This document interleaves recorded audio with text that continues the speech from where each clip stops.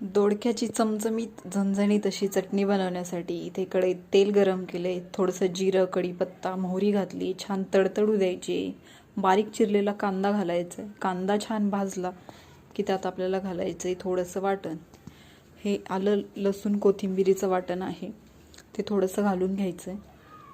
छान परतून घ्यायचं आहे. थोडीशी हळद घालायची. बारीक चिरलेला टोमॅटो घालायचा आहे. टोमॅटो पण छान शिजू द्यायचं आहे.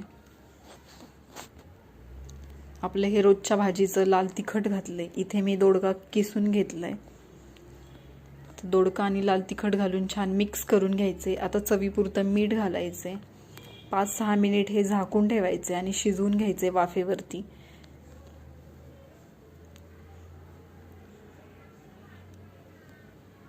तर छान शिजलाय दोडका आपला. आता कोथिंबीर घालायची आणि गॅस बंद करायचे.